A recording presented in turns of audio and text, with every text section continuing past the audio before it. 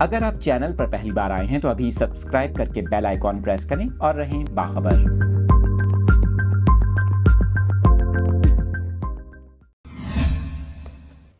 کراچی سے آپ کو اس انتہائی افسوسناک خبر کی تفصیلات بتا رہے ہیں۔ کراچی کے علاقے بن قاسم روڈ سے بچے کی لاش ملنے کے واقعے میں اہم پیش رفت سامنے آئی ہے۔ آپ کو بتائیں کراچی میں بن قاسم روڈ سے 7 سال کے بچے کی لاش ملنے کا واقعہ پیش آیا تھا، جس کی تحقیقات میں بچے سے بدفعلی کی تصدیق ہو گئی۔ آپ کو بتائیں پولیس کا اس حوالے سے کہنا ہے بچے کی لاش پر تشدد کے نشانات بھی موجود تھے اور بچے کو کہیں اور قتل کر کے چادر میں لپیٹ کر لاش بن قاسم روڈ پر پھینکی گئی تھی۔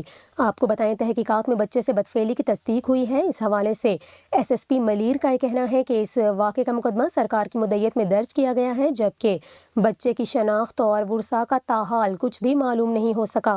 آپ کو بتائیں کہ اس سلسلے میں 25 افراد کو حراست میں لے کر تفتیش بھی کی گئی۔ ایس ایس پی کے مطابق جہاں سے لاش ملی وہاں کوئی سی سی ٹی وی کیمرہ نہیں تھا۔ اس جائے وقوع کی جیو فینسنگ کرائی گئی ہے۔